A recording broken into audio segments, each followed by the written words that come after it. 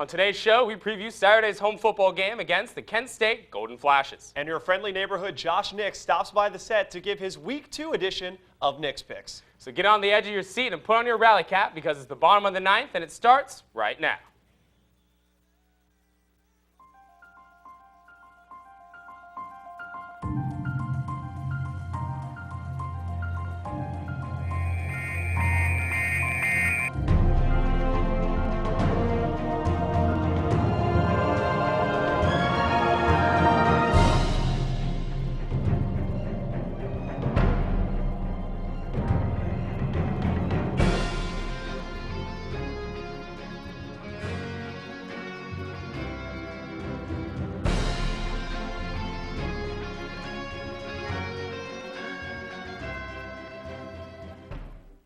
Welcome to the bottom of the ninth. I'm Alex Cheney. And I'm Patrick Clay. Thanks for tuning in. For the next 15 minutes, we'll give you your LSU sports update and preview the weekend in sports.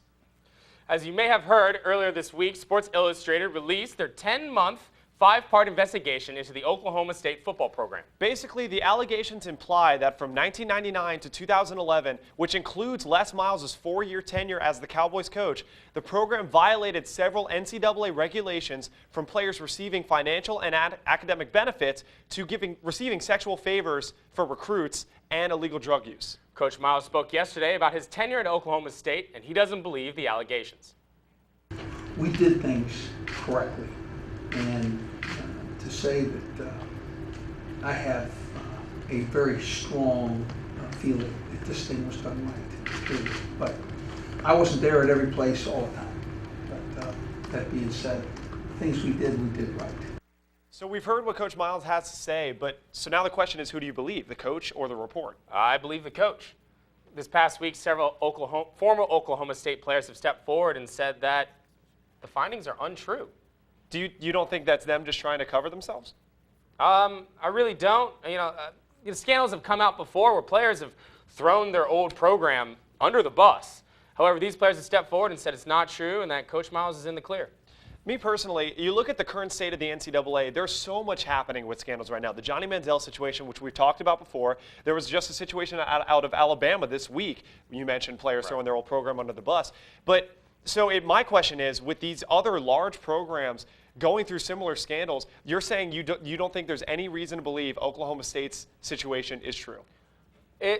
Oklahoma State's situation is possible. However, I don't think it will affect Les Miles and the Tigers because the NCAA does have a 4-year statute of limitations on all business, and Les Miles' tenure at Oklahoma State is older than 4 years. Well, speaking of affecting the LSU football team, Coach Miles said he addressed his team last night about the situation. Let's hear what he had to say.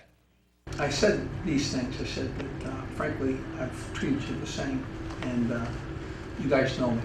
And so if there was any impropriety, they should have said no. So I think that they understand it. I think they understand distraction. I think they're ready to get going. I don't think that there's anything that our guys are carrying with them. So, Patrick, do you agree with Coach Miles? I do. I mean, the one thing that you can say for certainty with LSU over the past couple of years is they know how to deal with controversy. They've had the Tyrann Mathieu situation, the Ryan Perrilloux situation, Jordan Jefferson. 2 seasons ago in 2011, there at least 3 players sat out for unspecified reasons, and they still handedly beat Auburn that week, went on to start the season 13-0. So if there's one thing Les Miles knows how to do with this team, it's to get them to stay focused, especially against a weaker opponent. This distraction will just help, really. Coming up, Josh Nix is here to give us his Nix Picks. Don't go anywhere. We'll be right back.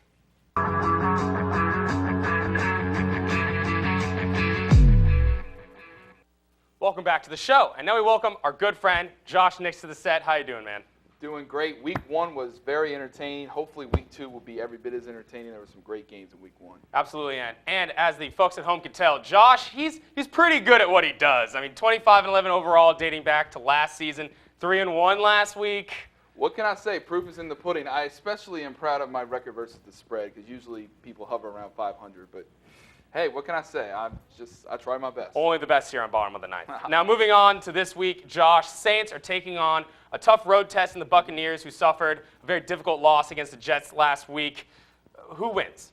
Well, that's a good question. The Saints are suddenly improved their defense this year as they head to Tampa to play the Bucs in a late afternoon game. Yes, I said it. The Saints defense came through and won the game. I can't remember the last time I said that about the Saints defense. Even though I accurately predict the Saints to win the game, I completely whiffed on how it would be won. I saw a shootout coming. That's what I thought was going to happen, but Rob Ryan had other ideas as the Saints defense was in Matt Ryan's face all game and made a crucial red zone stop to seal the game. I'm not saying their defense will be this good all year, but it's a great start from them. Saints fans should be excited. Tampa should just be flat out embarrassed on the other hand. They gave a poor Jets team a win on a stupid penalty late. But don't worry, Tampa. You will not have to worry about throwing this game away stupidly. I see the Saints winning this one fairly easily, 31-20 over the Bucs. You know, that Saints defense really did look very impressive against that They Falcons were. team. I thought I had Julio Jones on my fantasy team. I was counting on a lot of points. I thought Ryan would throw the ball over the field, but Rob Ryan had other ideas. Roman Harper just had an incredible game. He did. He made a big play late, made a few other plays throughout the game, had a fumble recovery. Hey, Saints defense, if they're this good all year, they could be on to something. Absolutely. Moving on to another big NFC divisional matchup. The Bears are taking on the Vikings. Adrian Peterson all day. Tough loss last week against the Lions. Who wins? It's a matchup in the black and blue division as the Vikes and Bears go at it in Chi-Town on Sunday. The Bears are coming off a 24-21 victory over the Bengals, in which Cutler hooked up with Brandon Marshall for a late touchdown to seal the game. Their secondary also looked as stout as last year as they picked off Dalton twice. The Vikings, meanwhile, they were stomped by the Lions. Ponder looked terrible as the Lions dared him to throw all game by loading the box with 8 to stop AP. I think the Bears will implement a similar strategy. Their D-line isn't quite as talented or as athletic as Detroit, but their front seven will get the job done. And if the Vikes can't throw on the Lions, they're definitely not throwing on the Bears. They have a great secondary. I do think it will be a close game. It is a division rivalry. The teams know each other. They don't like each other. I think AP will be able to run the ball a little better versus Chicago, but I think Ponder will blow it late. I'll take the points because the Bears are about a 6.5-point favorite. I'll take the points, but the Bears will win the game 24-20. Well, there you have it. Sweet home Chicago. Yeah, I mean, the Bears looking to get to 2-0. They had great starts each of the last 2 years. Hopefully they can finish. For them, they can finish this season. Matt Forte, to me, is really the key to that team. He is. They need to get the run game going. Cutler also needs to try to cut out late-game turnovers that killed him last year. Played him all his career. Yes. Moving on to another matchup featuring two teams with unusual Week 1 losses. Who rights the ship first? Well, on Monday Night Football, we have the Steelers and Bengals. Other than the Jags, I don't think there was a team that looked worse in Week 1 than Pittsburgh. They were only able to put up a garbage time touchdown against a Tennessee team that was awful defensively last year. Now, I'm not sure Tennessee really improved that much or it was just Pittsburgh looking terrible. I'm leaning more towards Pittsburgh struggling. Without Mike Wallace, they don't have a single playmaker on offense that Roethlisberger can rely on. Their defense, despite their age, they did perform well.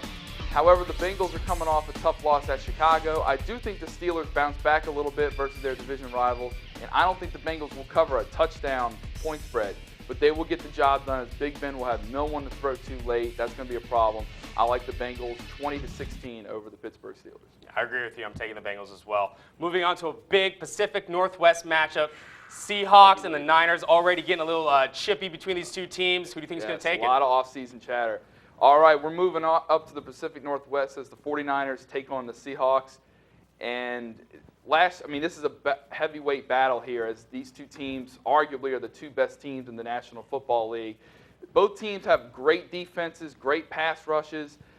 Quarterbacks can run the read option very well. However, I think the Seahawks can get the win here, 25-21. Their defense will make a big play late. I see them winning the game. Well, thanks so much for coming on, Josh. We always appreciate it. We'll be right back.